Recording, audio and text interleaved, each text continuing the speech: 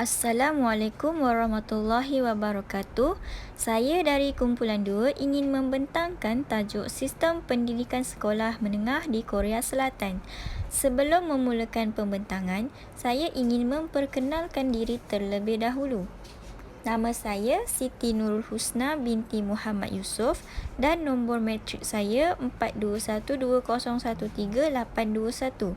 Yang dihormati pensyarah kami iaitu Encik Syed Lamsah dan rakan-rakan yang dikasihi sekalian. Baiklah, saya akan meneruskan pembentangan ini. Pengenalan. Pendidikan merupakan perkara yang terpenting dalam suatu negara. Dengan pendidikan akan lahir insan yang berilmu yang menjadi kekuatan untuk membentuk sebuah organisasi yang besar dalam sesebuah negara. Setiap negara mempunyai sistem dan kaedah tertentu bagaimana untuk mendidik para generasi muda dalam pendidikan yang semakin mencabar ilmu dan teknologi. Setiap negara membangunkan sistem pendidikan yang bertujuan untuk meningkatkan kualiti kehidupan masyarakat, mempengaruhi perkembangan sistem pendidikan di setiap negara.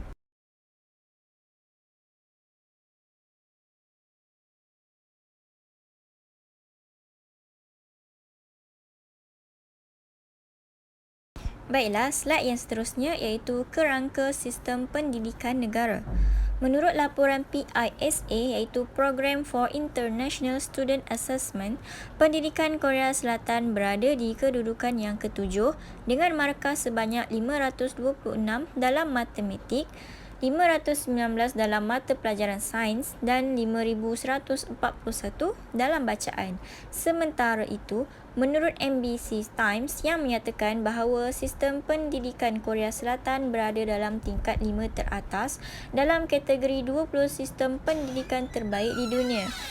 Majlis Kebangsaan Republik Korea pada tahun 148 telah menggubal Undang-Undang Pendidikan mengenai tujuan pendidikan Korea Selatan.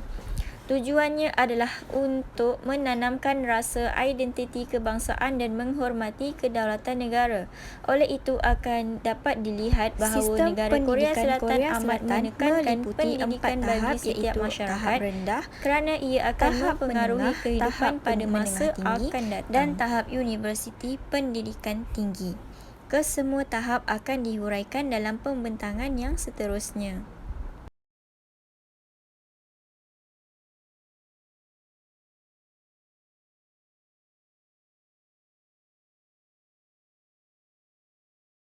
Sistem pendidikan Korea Selatan melihat kepada objektif pendidikan Korea Selatan yang menekankan mengenai ilmu pengetahuan asas adalah objektif utama yang ingin dicapai dan diterapkan terhadap pelajar di setiap peringkat.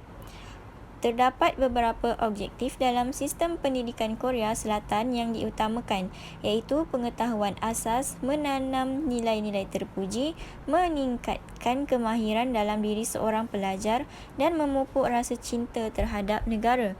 Sistem pendidikan tersebut meliputi beberapa perkara iaitu terdapat 3 tahap pendidikan yang diwajibkan ke atas setiap pelajar iaitu pendidikan rendah, pendidikan menengah dan pendidikan tinggi. Selain itu, kaedah pembelajaran dan teknik pelajaran juga perlu dilihat dan dititik beratkan. Kaedah pengajaran yang digunakan adalah berasaskan pelajar serta bahan teknologi.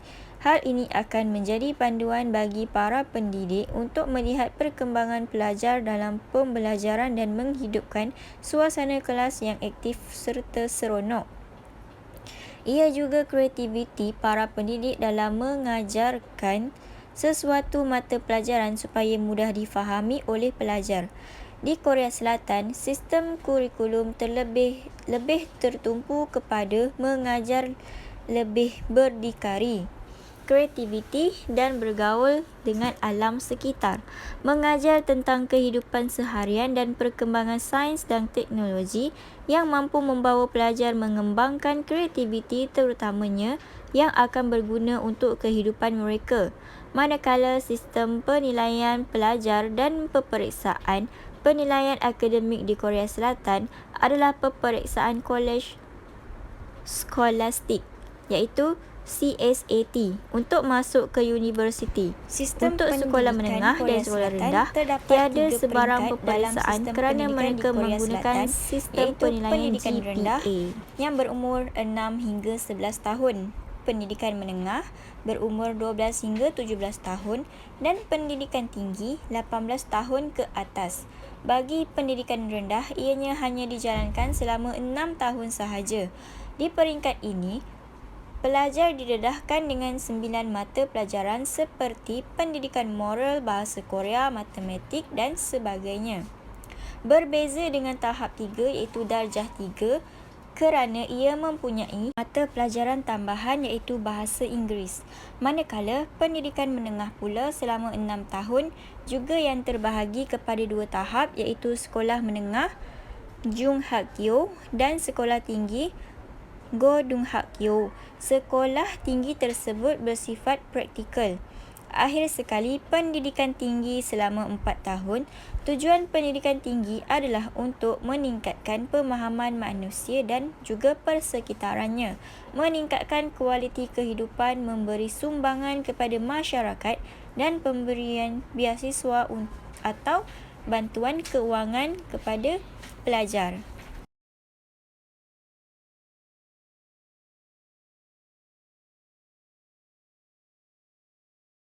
Struktur pentadbiran pendidikan merupakan tunjang utama kepada keberhasilan sesebuah pendidikan. Dengan adanya struktur ini, maka pendidikan dapat dilihat dengan lebih sistematik dan juga teratur. Di Korea Selatan, struktur pentadbiran pendidikan boleh dibahagikan kepada 3 aspek berikut iaitu Kementerian Pendidikan, tahap pendidikan dan organisasi pengurusan sekolah. Yang pertama, Kementerian Pendidikan. Sistem pemerintahan di bawah sektor pendidikan di Korea Selatan terbahagi kepada 2 bahagian iaitu Presiden, Perdana Menteri dan Dewan Nasional Pendidikan dan Kementerian Pendidikan. Walau bagaimanapun, yang ditugaskan untuk mengurus pendidikan di Korea Selatan adalah Kementerian Pendidikan. Dalam hal pendidikan, Kementerian Pendidikan yang memainkan peranan utama sebagai perancang, pelaksanaan, pengurusan dan pemantauan pendidikan di Korea Selatan. Oleh hal yang demikian, Kementerian Pendidikan bertanggungjawab membuat kebijakan pendidikan yang berkaitan dengan kegiatan pendidikan dan akademik di sekolah dasar, menengah dan pendidikan tinggi. Yang kedua adalah tahap pendidikan. Tahap pendidikan di Korea Selatan menggunakan sistem 6-3-3-4 sebagai ukuran kepada setiap tahun yang diperuntukkan bagi tahap pendidikan tersebut. Tahap pendidikan boleh dibahagikan kepada 3 bahagian iaitu pendidikan sekolah dasar atau sekolah rendah, sekolah menengah dan pengajian tinggi. Bagi sekolah dasar rendah bermula dari umur 6 tahun.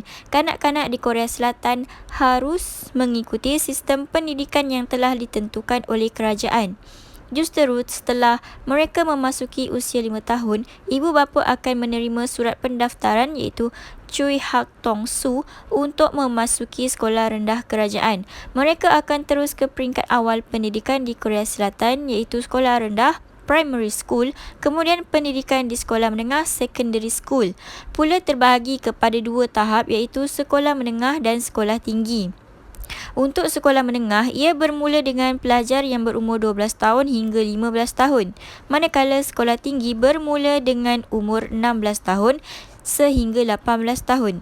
Seterusnya, pendidikan tinggi pula amat digalakkan untuk warga Korea Selatan sekurang-kurangnya selama 4 tahun belajar. Ia bertujuan untuk memberi kefahaman dalam diri mereka berkaitan manusia dan persekitaran serta keinginan untuk memberi sumbangan kepada masyarakat. Pelajar yang ingin menyambung pelajaran ke universiti akan dinilai dan dipilih melalui peperiksaan negara dan rekod sekolah tinggi. Seterusnya, organisasi pengurusan sekolah. Sekolah merupakan medium utama dalam penyebaran pendidikan. Walau bagaimanapun, tanpa pengurusan yang mampan, pasti setiap sekolah tidak mampu berdiri dengan utuhnya. Begitu juga dengan sekolah di Korea Selatan. Pengurusan di Korea Selatan boleh dibahagi kepada dua bahagian iaitu guru dan kurikulum. Sekiranya tiada dua perkara ini, maka pendidikan di Korea Selatan tidak mampu berjalan dengan efektif. Guru merupakan ejen penyampaian pengetahuan, perancang pengajaran dan pembelajaran di setiap sekolah. Malah bukan sekadar mengajar sahaja tetapi sebagai pengurus di sekolah. Di Korea Selatan, guru besar adalah pengelola atau ketua. Terdapat dua jenis pendidikan guru iaitu peringkat akademik darjah 13 hingga 14. Tambahan untuk daripada guru sekolah itu, rendah kos ditanggung dan pendidikan sepenuhnya guru oleh 4 kerajaan tahun untuk guru pendidikan sekolah guru menengah awam. Manakala kurikulum di sekolah selatan pula dikeluarkan oleh KICE, Korea Institute of Curriculum and Evaluation. Dengan kurikulum standard meliputi antara lain bahasa Korea, kesenian, ilmu pengetahuan, sosial dan sebagainya. Suatu kelainan pada sistem pendidikan di Korea Selatan adalah mereka menggunakan umur dan bukan pengetahuan, nilai dan atau ujian sebagai kayu ukur bagi memastikan kelangsungan pembelajaran tersebut.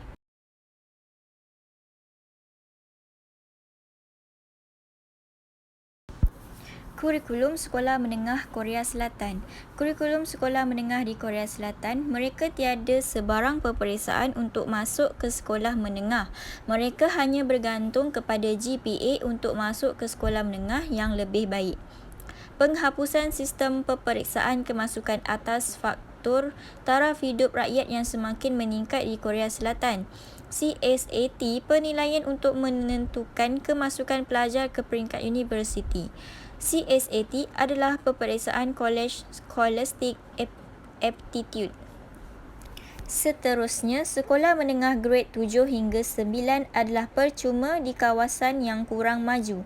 Selain itu, sekolah vocational adalah merupakan sebahagian daripada sekolah menengah. Di samping itu, sekolah vocational juga bertujuan untuk menyokong program industri yang semakin berkembang di Korea Selatan. Oleh sebab itu, kerajaan menambah kuota pelajar ke sekolah vocational dan menambah bilangan sekolah vocational. Seterusnya, tujuan sekolah menengah tinggi adalah menyediakan pendidikan lanjutan yang lebih praktikal berbanding dengan sekolah rendah dan sekolah menengah. Antara kursus yang disediakan adalah seperti aktiviti ko-kurikulum, bahasa Korea, pengajian sosial, etika dan moral, sejarah Korea, sejarah dunia, geografi, matematik, biologi, bahasa Inggeris dan pengurusan. Manakala sekolah vocational pula, kursus yang disediakan adalah seperti kepakaran dalam bidang pertanian, perikanan, perbankan, perdagangan, kejuruteraan dan juga kesenian. Seterusnya, kaedah pengajaran di Korea Selatan. Kaedah pengajaran di Korea Selatan adalah mereka mengamalkan pengajaran berasaskan atau berpusatkan pelajar. Sebagai contoh, melibatkan pelajar dalam segala aktiviti semasa proses pembelajaran seperti aktiviti secara berkumpulan, kuis, menjawab soalan dan sebagainya. Selain itu, kaedah pengajaran yang digunakan adalah berpusatkan bahan. Di Korea Selatan, mereka menggunakan teknologi dalam sesi pembelajaran. Hal ini sedemikian kerana penggunaan teknologi boleh membantu dalam proses pembelajaran serta menarik minat pelajar untuk fokus dalam pembelajaran. Seterusnya, kaedah pengajaran di Korea Selatan juga menekankan bakat dan kreativiti seseorang individu dalam proses pembelajaran. Setiap pelajar sudah dididik untuk mempunyai semangat berdikari yang sangat tinggi dalam menuntut ilmu. Mereka juga sedar jika mereka malas berusaha, mereka akan hidup susah di kemudian hari. Akhir sekali, kaedah pengajaran di Korea Selatan juga telah menggunakan kaedah yang inovatif dan juga kreatif. Tenaga pengajar di Korea Selatan menerima gaji yang tinggi. Hal ini demikian kerana guru di Korea Selatan adalah guru yang berkualiti tinggi dan mereka dipilih daripada kalangan pelajar peperiksaan awam yang mendapat keputusan yang paling cemerlang. Seterusnya, fakta menarik mengenai pendidikan di Korea Selatan adalah seperti yang telah kita ketahui, Pendidikan di Korea Selatan sangat sistematik dan tersusun kerana pendidikan di Korea Selatan adalah pendidikan yang terletak di tempat kedua di peringkat dunia di antara 10 negara pendidikan yang terbaik. Oleh itu, saya akan menerangkan satu persatu fakta menarik mengenai pendidikan di Korea Selatan. Fakta menarik yang pertama adalah di Korea Selatan mempunyai standard kurikulum pendidikan yang disiplin dan juga berstruktur. Selain itu, mempunyai 5 mata pelajaran wajib iaitu matematik, sains, bahasa Korea, seni dan sebagainya. Seterusnya, fakta menarik mengenai pendidikan di Korea Selatan adalah pendidikan mencapai tingkat literasi, ujian analisis dan kemampuan berfikir secara kreatif dan kritis 100%. Mencapai tahap literasi adalah mencapai tahap yang diinginkan dalam pendidikan. Sebagai contoh, pendidikan di Korea Selatan menduduki tempat tertinggi dalam dunia pendidikan dan mereka mewujudkan pelajar yang cemerlang. Manakala kemampuan berfikir secara kritis bermaksud setiap individu mampu menyelesaikan setiap masalah dengan menggunakan cara yang mudah dan juga kreatif. Seterusnya, yang keempat, di Korea Selatan juga memiliki tempat pendidikan tambahan iaitu Hagwon. Hagwon juga merupakan sebuah institusi yang menjadi tempat pelajar untuk mengulang kaji pelajaran dan meningkatkan pencapaian mereka. Fakta menarik yang seterusnya adalah budaya pembelajaran yang kuat dan persaingan secara sihat. Yang keenam, waktu persekolahan selama 16 jam dari waktu pagi hingga malam. Selain itu, fakta menarik mengenai pendidikan di Korea Selatan adalah penekanan teknologi dalam pendidikan. Hal ini demikian kerana dengan penggunaan teknologi dalam pendidikan sangat membantu dalam pembelajaran dan teknologi yang mereka gunakan sangat lengkap serta pemerintah di Korea Selatan sangat mementingkan keselamatan para pelajar. Akhir sekali, fakta menarik pendidikan di Korea Selatan adalah pakaian seragam di sekolah memiliki pelbagai jenis yang sangat cantik dan bergaya. Itu juga merupakan keunikan sekolah di Korea Selatan. Ini juga merupakan contoh seragam sekolah yang digunakan oleh pelajar di Korea Selatan. Seragam sekolah mereka terlihat sangat kemas, unik dan menarik. Kelebihan kekurangan pendidikan di Korea Selatan berbanding Malaysia. Masa pembelajaran di Korea Selatan selama 16 jam iaitu 8 jam waktu pembelajaran akademik di sekolah, manakala 8 jam lagi pembelajaran di luar waktu persekolahan. Di Malaysia pula, waktu pembelajaran adalah 7 jam sahaja, tidak termasuk kelas tambahan. Selain itu, penilaian akademik di Korea Selatan adalah peperiksaan College Scholastic CSAT untuk masuk ke universiti. Untuk sekolah menengah dan sekolah rendah, tiada sebarang peperiksaan kerana mereka menggunakan sistem penilaian GPA. Manakala di Malaysia, mempunyai peperiksaan utama iaitu UPSR untuk memasuki peringkat sekolah menengah dan SPM untuk memasuki peringkat universiti. Seterusnya, perbandingan dari aspek penggunaan teknologi pula. Di Korea Selatan, penggunaan teknologi adalah diwajibkan dalam pembelajaran, manakala di Malaysia, penggunaan teknologi berkembang sejak Malaysia mengamalkan kurikulum standard sekolah rendah iaitu KSSR dan kurikulum standard sekolah menengah KSSM. Akhir sekali, dari aspek objektif pendidikan pula, di Korea Selatan memberikan pengetahuan asas, menanamkan nilai-nilai dan kemahiran dalam diri pelajar untuk pembangunan negara serta menggalakkan kesedaran kepada pelajar supaya wujud perasaan bangga terhadap negara. Manakala di Malaysia pula, dari aspek objektif, pendidikan adalah memperkembangkan potensi individu secara menyeluruh dan bersepadu untuk melahirkan insan yang seimbang dari aspek jasmani, rohani, intelek, emosi berdasarkan kepercayaan dan kepatuhan kepada Tuhan. Seterusnya, kelebihan kekurangan pendidikan di Korea Selatan. Kelebihan yang terdapat di sistem pendidikan di Korea Selatan adalah sekolah rendah dan sekolah menengah secara percuma di kawasan yang kurang maju, sebagai contoh di kawasan perkampungan. Selain itu, sistem pertukaran guru setiap 5 tahun. Hal ini demikian bertujuan membolehkan kesemua pelajar di seluruh Korea Selatan mendapat pendidikan daripada guru yang hebat dan berkualiti tinggi. Sistem rotation ini juga secara tak langsung akan meningkatkan kualiti guru dengan membolehkan mereka mendapat pengalaman yang banyak daripada sekolah yang pelbagai dan daripada murid yang bermacam-macam. Seterusnya, Korea Selatan juga merupakan negara yang berprestasi tinggi dalam pendidikan dan tiada pelajar tidak bersekolah. Seterusnya, kelemahan yang terdapat dalam sistem pendidikan di Korea Selatan adalah pelajar mengalami tekanan emosi akibat daripada kurang waktu rehat. Akhir sekali, di Korea Selatan, setiap aspek kehidupan seseorang individu bergantung kepada prestasi akademik semata-mata. Kesimpulan, sistem pendidikan di Korea Selatan telah mencapai tahap yang amat membanggakan dengan membuktikan kedudukan pendidikan Korea Selatan di antara yang tertinggi di seluruh dunia, menjadikan negara tersebut berkembang dengan lebih maju.